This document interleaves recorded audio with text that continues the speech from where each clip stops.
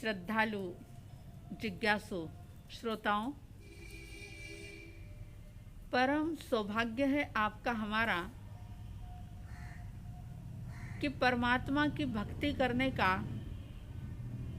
प्रभु की पावन स्तुति करने का हमें एक शुभ अवसर मिल रहा है।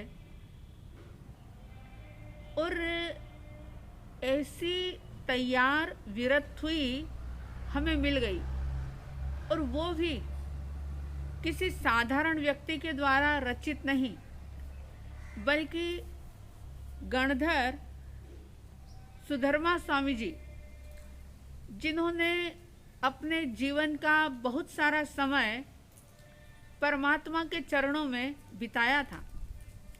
ऐसे सुधर्मा स्वामी जी ने जो प्रभु की स्तुति की, वो रेडीमेड माल हम तक पहुंच गया।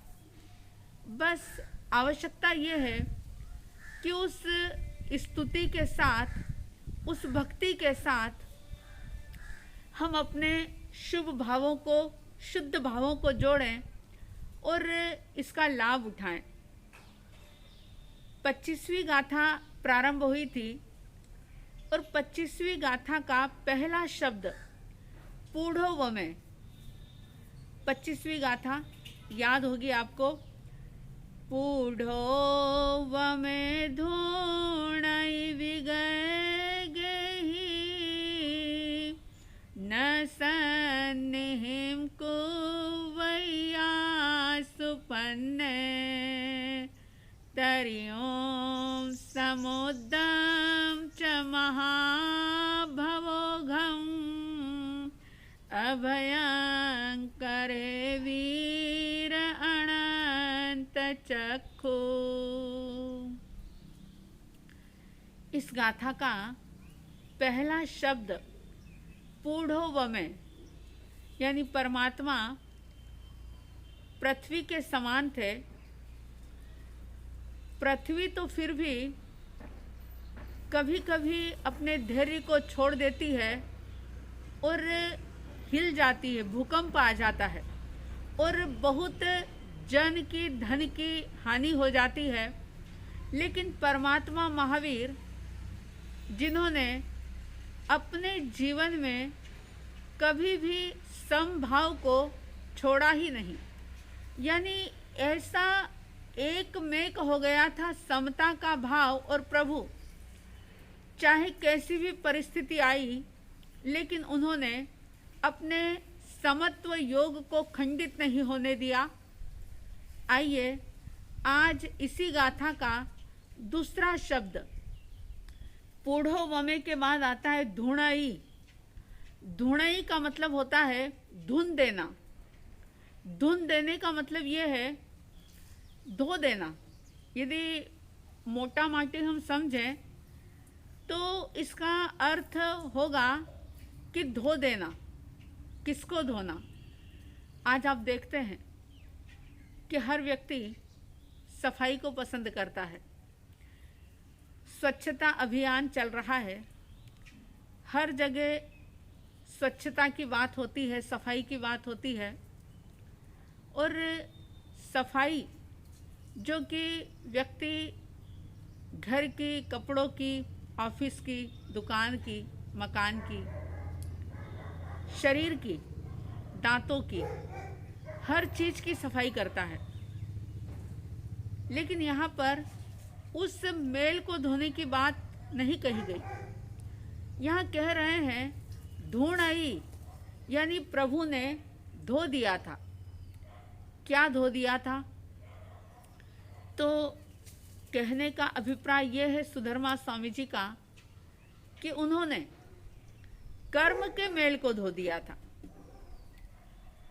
बाहर का मेल कितना भी साफ होता रहे, धुलता रहे, लेकिन अगर कर्मों का मेल नहीं धोया तो किसी भी प्रकार से सुख की अनुभूति नहीं होगी। अगर जीवन में शांति चाहते हैं, अगर हम ऊर्ध्व गमन करना चाहते हैं, अगर हम अपनी मंजिल को मोक्ष को पाना चाहते हैं तो उस लक्ष्य को प्राप्त करने में सिर्फ एक ही चीज बाधक है और वो है कर्म। जब तक कर्म से हम आबद्ध हैं तब तक हमारी आत्मा ऊर्ध्वगमन नहीं कर सकती। और भी समझने जैसी बात ये कि हरेक आत्मा का स्वभाव अगुरु लघु होता है। न आत्मा भारी होती है और न आत्मा हल्की होती है। अगुरु लघु उसका गुण है, यानी आत्मा का जो स्वभाव है वो ऊर्ध्वगमन का है। हमेशा आत्मा ऊपर की ओर गति करती है। लेकिन शास्त्रों में बड़ा सुंदर उदाहरण दिया तुम्बे का। जैसे तुम्बा जो बहुत हल्का होता है, पानी के ऊपर वो तैरता है, मगर यदि उस तुम्बे के ऊपर मिट्टी के 2, 4, 10, 20 लेप लगा दिए जाए, उस तुम्बे को मिट्टी के लेप से भारी कर दिया जाए और फिर अगर उसको पानी के अंदर छोड़ा जाए तो वह तुम्बी जो कि हल्की है, तैरना जिसका स्वभाव है, लेकिन मिट्टी के भारीपन से वो डूब जाएगी। और फिर जैसे जैसे पानी के कारण से मिट्टी गलेगी, मिट्टी उससे अलग होगी कि वह डूबी हुई तुम्बी जो है वो ऊपर आ जाएगी। ठीक यही स्वभाव है आत्मा का। ऊर्ध्वगमन करना ये आत्मा का गुण है, मगर जब कर्मों के बोझ से आत्मा भारी हो जाती है, और कर्म क्या, पूरे लोक में पुद्गल भरे पड़े हैं। हम जैसे भाव करते हैं उन पुद्गलों को अपनी तरफ आकर्षित करते हैं, और वे पुद्गल जो कि हमारे भाव के अनुरूप हमारे कार्मण शरीर पर अंकित हो जाते हैं। और कार्मण शरीर जो हमारे पूरे ही कर्मों का अनादिकाल से जो परंपरा चल रही है उसका पूरा लेखा जोखा रखने वाला अगर कोई है तो वो कार्मण शरीर है। और ये भी जरूरी नहीं होता कि आज कोई शुभ भाव किया, शुभ कर्म बांधा और उसका फल तुरंत आज ही मिल जाए। उसकी प्रक्रिया तो शुरू हो जाती है, लेकिन वो जल्दी अनुभव में नहीं आता। जैसे बीज जब जमीन के अंदर डाला जाता है तो जल्दी से हमें उसकी प्रक्रिया समझ में नहीं आती, लेकिन बीज जैसे ही भूमि के अंदर जाता है कि उसकी सारी प्रोसेस जो है वो शुरू हो जाती है। लेकिन हम अपनी स्थूल आँखों से जब अंकुर के रूप में वो बाहर आता है, जब वो पौधा बनता है, जब वो पेड़ बनता है, तभी हम उसको देख पाते हैं, समझ पाते हैं। ठीक इसी प्रकार से जैसे ही हम कोई भाव करते हैं तो उस भाव के अनुसार कर्म पुद्गल अगर शुभ भाव है तो वो शुभ रूप में आएगा, अगर अशुभ भाव है तो वो अशुभ रूप में बंधेगा और उसका परिणाम, उसकी प्रक्रिया जो है वो शुरू हो जाती है। लेकिन कर्मों का बहुत बड़ा गणित जो कि जैन दर्शन के अंदर वीतराग परमात्माओं के द्वारा बताया गया है, और अन्य जो दर्शन है उसमें ये कहा कि पाप छोड़ो, यानी अशुभ को छोड़ो और शुभ करो, बुराई को छोड़ो और अच्छाई करो। लेकिन जैन दर्शन ये कहता है कि अशुभ को छोड़ो और शुभ को भी छोड़ो और शुद्धता को प्राप्त करो, क्योंकि सिर्फ शुभ होना, अच्छा ही करते रहना, ये भी जीवन का लक्ष्य नहीं है। जीवन का लक्ष्य है परम शुद्ध हो जाना, और शुद्ध तभी हुआ जा सकता है जब शुभ और अशुभ से भी ऊपर उठा जाए। क्योंकि जैन दर्शन ये कहता है कि बेड़ी चाहे लोहे की हो चाहे सोने की हो, जंजीर तो आखिर जंजीर है। ये बात अलग है कि अगर लोहे की है तो लोग उसको बेड़ी कह देंगे, और अगर सोने की है तो उसको चैन कह कर के बड़े प्यार से बड़े प्रेम से गले में धारण करेंगे। लेकिन ज्ञानी कहते हैं कि बंधन तो आखिर बंधन ही है। अगर किसी पक्षी को कोई सोने के पिंजरे में रखे तो उस पंछी को सोने के पिंजरे में मज़ा नहीं आएगा, क्योंकि मुक्त गगन में उड़ते हुए जो उसे आनंद आता है वह सोने के पिंजरे में भी नहीं आएगा। अब अगर कोई ये कहे कि हमने लोहे के पिंजरे से हटाकर पंछी को सोने के पिंजरे में रख दिया तो ये बड़ा सुख का अनुभव कर रहा होगा, लेकिन ऐसा नहीं है। ठीक इसी प्रकार से जो संसारी आत्माएं हैं वे दुख से छूट करके सुख में, सुविधाओं में सुकून को महसूस करती है। लेकिन परमात्मा प्रभु महावीर कहते हैं कि नहीं, शुभ अगर है, सुख है, तो वो भी एक प्रकार के कर्म का ही परिणाम है। और अगर तुमको जन्म मरण से मुक्त होना है, अगर शाश्वत स्थान को प्राप्त करना है, अगर मुक्त हो जाना है, तो फिर तुमको इस सुख सुविधाओं से भी परे हटना होगा, अलग होना होगा।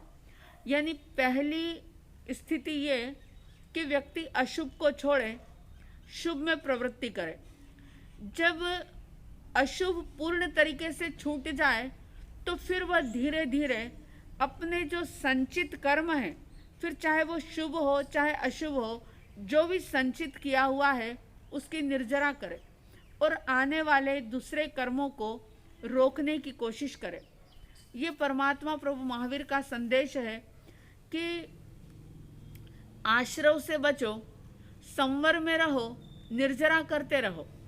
आश्रव यानी आना, कर्मों के आने को रोको, संवर करो, संयमित रहो, और निर्जरा करो, जो संचित है उसको निर्जरित करो, यानी उसको अपने से अलग करो। अगर ऐसा कोई करता है तो जरूर वह कर्मों को धुन रहा है, यानी कर्मों के मेल को धो रहा है। तो इस 25वीं गाथा का दूसरा शब्द, पहला पुढ़ोव में, यानी परमात्मा पृथ्वी के समान धीर थे, साम्य भाव के धनी थे, और दूसरा शब्द धुणई, यानी उन्होंने धो दिया था, कर्मों के समस्त मेल को उन्होंने पूरी तरह से धो दिया था। 12.5 बरस तक परमात्मा साधना करते रहे। लगातार 12.5 साल तक प्रभु की साधना चली, और उसमें एकमात्र उन्होंने संचित जो किया था उसको निर्जरित करने का ही पुरुषार्थ किया। अगर वे विचरण कर रहे हैं तब भी वही लक्ष्य था, अगर ध्यान कर रहे हैं तब भी वही लक्ष्य था, और अगर वह मौन में है तब भी वही लक्ष्य था, अगर वो भोजन कर रहे हैं तब भी उनका लक्ष्य वही था। किसी भी चीज़ से वो बंधे नहीं। तो ये शब्द जो बड़ा ही महत्वपूर्ण है, और प्रत्येक व्यक्ति को इसे समझना होगा, क्योंकि हर व्यक्ति कपड़े धोता है, शरीर के मेल को धोता है, घर के मेल को धोता है, सफाई करता है, लेकिन जरा देखना होगा कि इस बाहर की सफाई के साथ साथ भीतर की सफाई हो रही है या नहीं हो रही। अगर नहीं हो रही है तो उस तरफ थोड़ा सा ध्यान देने की आवश्यकता है। धुणाई यानी धो देना, और क्या धोना है, जो अनादिकाल से कर्मों का मेल हम इकट्ठा करते आ रहे हैं, जाने अनजाने, चाहे शुभ चाहे अशुभ, किसी भी प्रकार के कर्म को जो हम संचित कर रहे हैं उसको, उस मेल को धो देना, यही सार है जीवन का। अगर जिन धर्म को पाकर के भी, जिन वाणी को पाकर के भी सब कुछ किया, लेकिन कर्मों के मेल को धोने का पुरुषार्थ नहीं किया, तो ये जीवन व्यर्थ चला जाएगा, बेकार हो जाएगा। इसलिए देखें, निरीक्षण करें, चिंतन करें कि आज तक सिर्फ संचित ही किया है या निर्जरित भी किया है, क्या किया है। और सारा कुछ भावों का ही खेल है। जैसे जैसे भाव शुद्ध होते चले जाएंगे, वैसे वैसे निर्जरा होती चली जाएगी। किसी भी चीज से बंधो मत, जुड़ो मत। मैंने ये बात पहले भी कही थी कि हर चीज का उपयोग करो, लेकिन उससे बंधो मत, उससे अटैच्ड मत करो अपने आप को। परमात्मा महावीर स्वामी जब दीक्षा नहीं ली, वर्धमान कुमार जब वे अपने राजमहल में थे तो भी वे बंधे हुए नहीं थे, और जब शूलपाणी यक्ष के यक्षायतन में थे तब भी वे बंधे हुए नहीं थे। यानी हर स्थिति में एकमात्र लक्ष्य ये था कि जो भी अशुभ कर्मों का संचय किया है, शुभ अशुभ का जो भी संचय हुआ है, उसको अपने से अलग हटाना है, और साधना का लक्ष्य यही था। आप देखें कि आपकी साधना का लक्ष्य क्या है, लक्ष्य को निर्धारित करें। बहुत सारे लोग भौतिक लक्ष्य को पाने की चाहत से साधना करते हैं, दान देते हैं, तपस्या भी कर लेते हैं, जाप कर लेते हैं। अगर ऐसा कुछ कर रहे हैं तो इस चीज़ को छोड़ करके कुछ बड़ा लक्ष्य बनाएं, आत्मिक लक्ष्य बनाएं, मुक्त होने का लक्ष्य बनाएं, और उस लक्ष्य से साधना करें तो निश्चित रूप से सिद्धि प्राप्त होगी। तो सुधर्मा स्वामी जी ने इस 25वीं गाथा के दूसरे शब्द में कहा कि धुणई यानी परमात्मा ने कर्म के मेल को धो दिया था।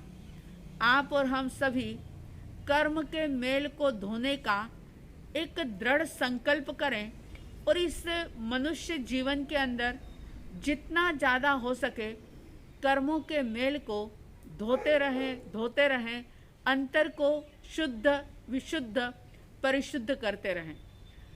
आप और हम सभी अंतर विशुद्धि को प्राप्त करें, ऐसी साध्वी द्वय की तरफ से हार्दिक हार्दिक शुभ मंगल कामनाओं के साथ श्रद्धा और भक्ति से परमात्मा का स्मरण करते हुए वंदन करेंगे। जिनका परम पावन चरित जल निधि समान अपार है, जिनके गुणों के कथन में गणधर न पावे पार है। बस वीतराग विज्ञान ही जिनके कथन का सार है, उन सर्वदर्शी